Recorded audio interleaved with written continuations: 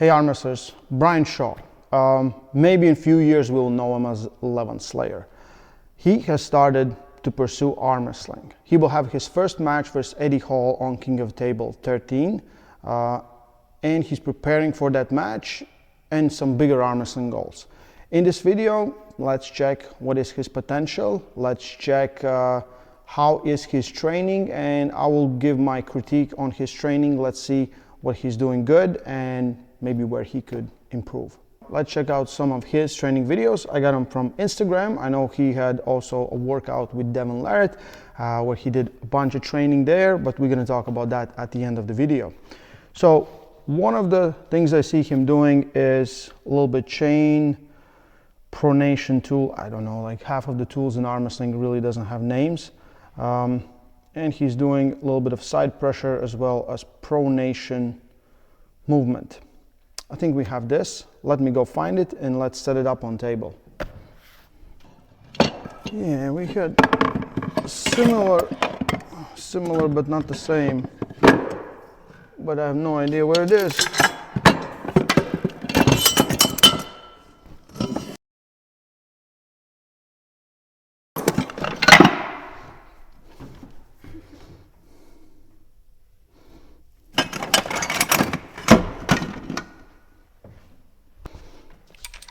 Okay, I found it a little bit different, but pretty much the same.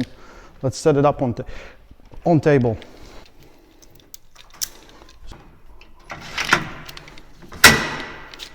Even if we go like this, you can have maybe a little bit better tension. So this is the third time refilming this. My producer told me that I'm doing it too much like an arm wrestler. And Brian is doing it a little bit too clunky. So he really doesn't move his pronation that much, and this is a pronation tool. It's meant to pronate. It's meant for this. And Brian is more like keeping this in the same line and then going for the sideway. But even here, like I think I have the instinct of pressing down with my pronation, while Brian is still kind of pressing sideways, keeping pronator engaged, which I think it's fine, but this tool is meant for something else. This is meant for these kind of movements, to train your pronation in different positions. And side pressure through pronation, I think there are better tools to use it than this because it locks you in position. You really can't go anyway here. You understand? So there's movement can go in a straight line. So if you do it like this and then you pronate your way out, this will be more efficient than just going sideways. Next video, Brian doing either riser work. At some point he's doing a little bit of pronation work with riser engaged, a little bit going sideways. So if you set it up like this was his setup, and he had it, I think, here on the knuckle and a little bit on the side. And from here he was just kind of going backwards, then kind of going on pronation. I think like this is not the best use of this exercise. So if you have the lane like this, it's better to work dynamic riser work, or you can do your back pressure work like this. If you want to do pronation, you need to have it more on your pronation, more on the side, that it rotates your arm down. Fighting for this, I think for Brian right now, because I don't believe his arms has been working like this, he needs dynamic movements. He needs static movements where he's gonna load it up with big weights, but still here statically you still can focus on your back pressure, pulling backwards.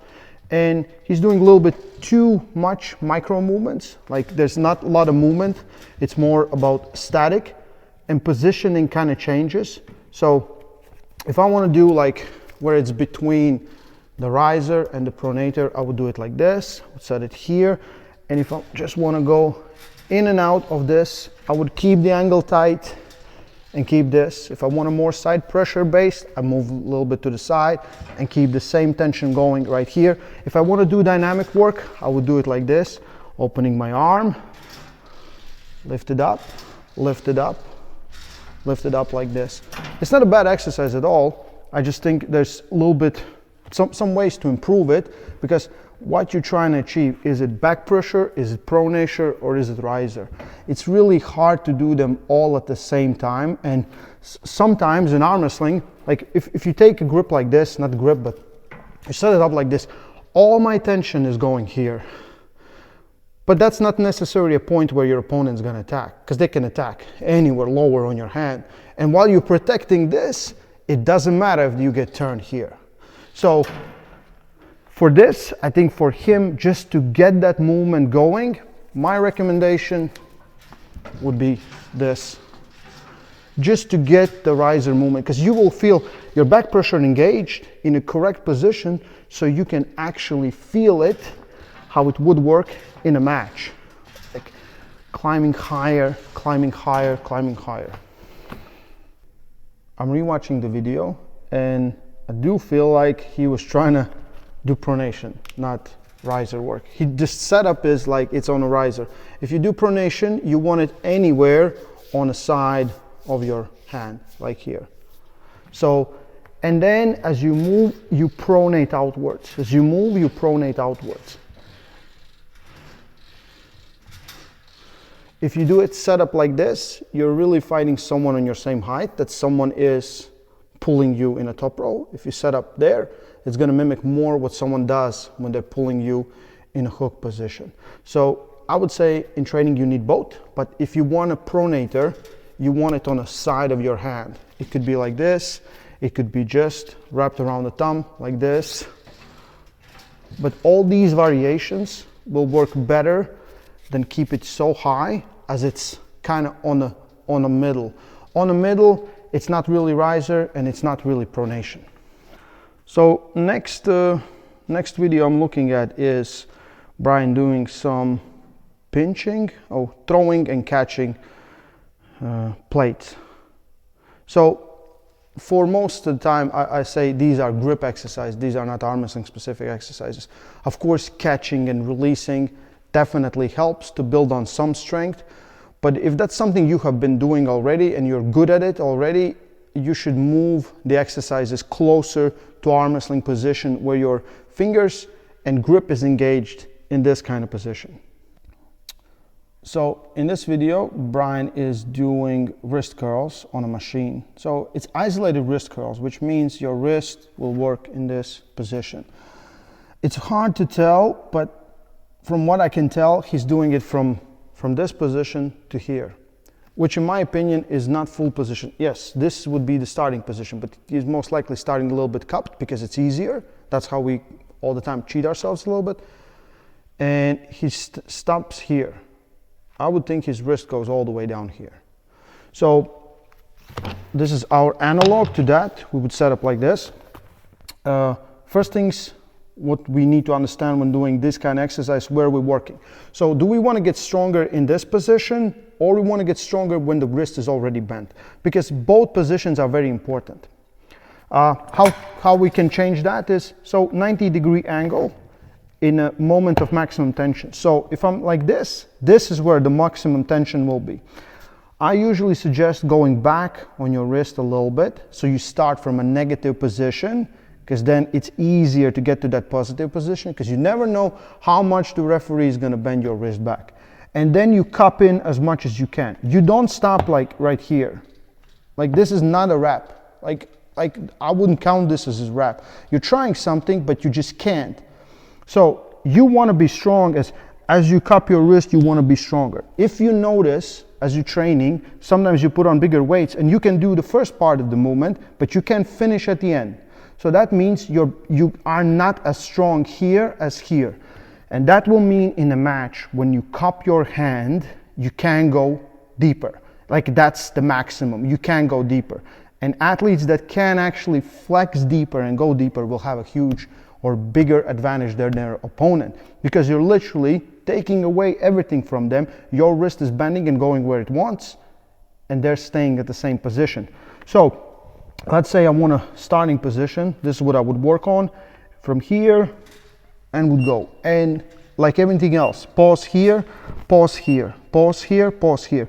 If I want to work on position when my wrist is bent, I would change the angle, that it's 90-degree angle here with my wrist, and from here. Not a lot of tension here, maximum tension here. And you can work on this. So I don't think this is, I think this is a great exercise to do. For Brian, my suggestion, as his wrist will not be ready to do like great cuppings like this, go a little bit back. Have a little bit movement in your wrist. Don't stay very focused on this. Because this is not what I'm trying to achieve. I'm trying to achieve this. Most of the time I'm just gonna get stuck here. So if your wrist can bend someone fully, it's a huge advantage. Any arm wrestler will tell you that. So I think great machine, great exercise, can do some improvements. Finger positioning, I think, was this. Go back, bend a little bit more. Yeah, for wrist, perfect exercise. So next exercise is side pressure. I have seen these handles before. They look really cool. I think I tried one in Istanbul. So as you see, like Brian is still like he's learning the movement, which I love. He's what I have heard. I haven't met him, but I've heard only great things about him as an athlete, as a competitor. He puts his mind and really works on things. So he's doing here is side pressure like this. So he has two movements that he does is cup and then to the side. So if you see in a video where he kind of goes cups and stops here, I would like him to go all the way here to teach his body to go all the way down. Because sometimes if you're gonna get used to pulling here, this is where your strength stops. If you just don't go through your opponent here, this is where your strength stops. So a lot of times you can see guys hit and then they get stopped because they've been practicing this position for a lot and they're great at it, but the finishing part is the hard part. So the only thing I would change, like it's fine that he's doing two movements, which is wrist curl first and then going sideways second. Cup, sideways all the way. Cup, sideways all the way. A lot of guys that are heavyweights will have problems there. If you go watch some videos, because most of the time, if you're fighting them, as soon as they get you here, guys really don't fight. So a lot of guys don't have any like strength in that position. They get stopped and then they panic because they can't finish their opponent, because everyone just kind of gives up there. So if you in your training can go all the way and even do a little pause here, it's even better. This is like a wrist roller machine. I see you can do pronation on the side, you can do your wrist curls there. I'm not a big fan. I'll tell you why. As you do this exercise, if you can keep your elbows locked and rotate everything around you, it's cool. But if you keep moving your elbows backwards all the time, you're actually going into position. So we really don't have anything like it to show you, but you need, so when I'm doing my wrist curls here, it's my wrist bending. But if I would do like this, I can do with the movement going in and out and not really doing any wrist curls. I think this machine is great for extensors because we need those extensors working, but I don't think it's great for curling. I also don't think he's using that for that. But as a general strength exercise to build something on your forearms, that's a good machine. For arm wrestling, no, because again, it makes you squeeze the bar. As you squeeze the bar, you hold the bar. And if you're used to holding things in arm wrestling, you really don't want to hold things. That's the one of Devon Larratt's rule. You don't want to hold things. You want to slide like this. You don't want to be here holding on it, because as soon as you face someone with great leverage, great back pressure, you're holding on to that guy and he's pinning you to the pad. So overall, great tool to be used, but not very arm wrestling specific in my opinion. Anyway, so I think Brian Shaw is doing good. Like it's less than a year in arm wrestling, if I'm correct, and for a guy his size, coordination is very good. Student of a game, like he's really putting his mind to it. He's trying his best to do these exercises and to work, and I think if he continues, there's definitely bright future. Like, he's a giant, right? So my suggestion is, and this is not just for Brian, this is for everyone from different strength sports coming into arm wrestling. So 3 things you will most likely not have. That is going sideways, movement going sideways, pronation, and cupping. Cupping, it doesn't mean holding on to something and turning it in. Cupping means arm wrestling position and curling it in. So sideways motion, like, this is why the arms break. Most people are not used to having their bones getting stressed in that kind of position. This is very unnatural. Your humerus bone stays here as your whole body moves the other way around. So you, like, it's literally going this way and it's causing this kind of stress on it. So when you work on side pressure movements, any sideways movements from different angles, you're gonna develop it, you're gonna strengthen it, and it will be, you'll be safe when you compete. Second is pronation, absolutely necessary. I saw him and Devin working. Devin showed his lifts. I think static pronation is most important thing in arm wrestling. Not most important, but very important thing in arm wrestling, as you want to keep this, doesn't matter what you do, top roll or hook.